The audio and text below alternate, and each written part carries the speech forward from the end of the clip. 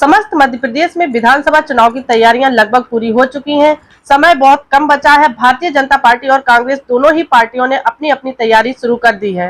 अगर बात की जाए भारतीय जनता पार्टी की, तो कुछ सीटों पर उन्होंने अपने प्रत्याशी घोषित कर दिए हैं, लेकिन कांग्रेस पार्टी अभी मंथन करने में जुटी हुई है। ऐसे में हम पहुंचे हैं मुरैना जिले में और हमारे साथ मुरैना कांग्रेस से संभावित प्रत्याशी लोकेंद्र यादव जी हैं। आइए इनसे बातचीत करते हैं और जानने की कोशिश करते हैं कि किस तरीके की इनकी चुनावी तैयारी है और जनता के बीच क्या क्या मुद्दे और वादे और दावे लेकर जा रहे हैं। जी सर, सबसे पहले भारत बाड़ी पर स्वागत है।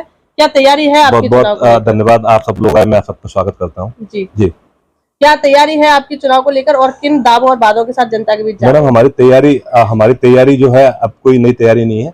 हम पिछले 5 साल से जनता के बीच में हैं, उनका काम कर रहे हैं, जनता का सहयोग कर रहे हैं। क्योंकि हमारी सरकार नहीं है, तो जितना हम कर सकते हैं बिना सरकार के, वो हम जनता का काम कर रहे हैं, सहयोग कर रहे हैं। मैं और मेरा पूरा परिवार, हम लोग ग्राम पंचायत मदराई में 89 में, मतलब 89 में सरपंच बने। 89 से लेके आज दिनांक तक ही मेरे परिवार के विभिन्न सदस्य, मेरे माताजी, मेरे पिताजी, मेरे भाई की जो वाइफ है, बहू, मतलब लगभग 40 साल का हम लोगों को एक राजनीतिक तजुर्बा है। उसके साथ ही बामोर नगर पंचायत में भी हमारे 2-3 अन्य जो है पार्षद हैं, मेरे भाई लोग, मेरे परिवार के भाई बंधु। तो हम लोग जनता की सेवा में लगे हुए हैं। राजनीति से आपका पारिवारिक काफी जुड़ाव रहा है, जनता के बीच भी रहे हैं आप सभी लोग। तो ऐसे कौन से दावे और वादे और या किस तरीके से आप जनता के बीच जा रहे हैं जो कि जनता को आपका प्यार मिल सके और आप यहाँ के जनप्रतिनिधि बन सके? देखिए, हमारे पास बहुत सारे विजन है। अभी आप देखेंगे कि आदरणीय कमलनाथ जी ने कहा था कि हम लोग 500 रुपए में सिलेंडर देंगे। तो शिवराज सिंह चौहान जी को याद आता है, वो घोषणा करते हैं कि भैया हम 450 रुपए में सिलेंडर देंगे। भारतीय जनता पार्टी के पास आज कोई विजन नहीं है। वो तो कांग्रेस की जो योजना है उसको कॉपी पेस्ट कर रही है। अगर आपको 450 रुपए में सिलेंडर देना था, तो आपने 18 साल तक कहाँ थे? आपको 18 हफ्ता पहले याद आ रही है कि हमको, हमारी लाडली माता बहनों को 450 रुपए में सिलेंडर देना है। उसकी आपने घोषणा भी कर दी कि रक्षाबंधन पे आपको सिलेंडर मिलेगा, और बेचारे वो सब एजेंसी वाले परेशान होते रहे, क्योंकि कोई ऐसी स्कीम थी नहीं, कोई ऐसी योजना थी नहीं।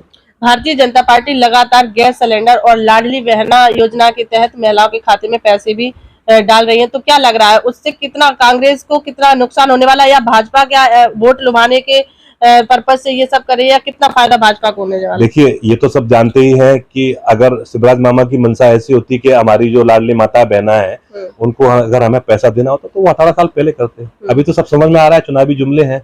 और कांग्रेस ने कहा, आप लगातार आरोप यही लगाते हैं कि कांग्रेस ने महिलाओं के लिए या गरीब वंचितों के लिए कुछ नहीं किया। हम लगातार सिलेंडर भी दे रहे हैं, हमने पैसे भी दिए लाडली बहना योजना। नहीं, कांग्रेस ने क्यों नहीं किया? कांग्रेस ने किसानों का कर्जा माफ किया, कांग्रेस ने इंदिरा आवास योजना चलाई।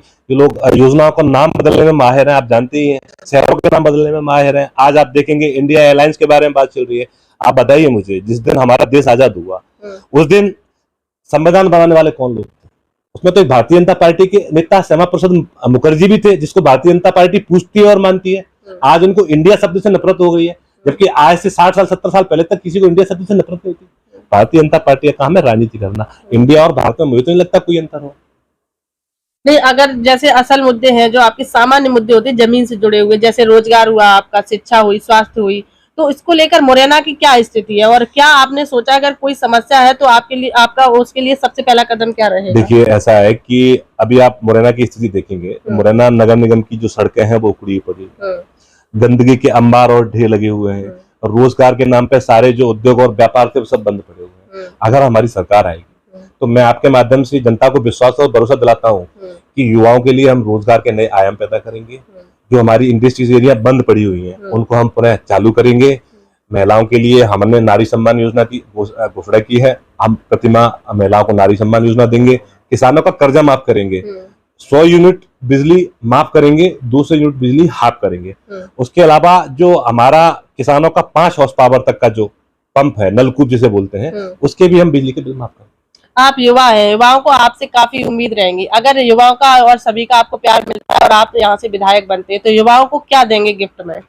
देखिए, मैं तो, मेरी क्या औकात है देने की।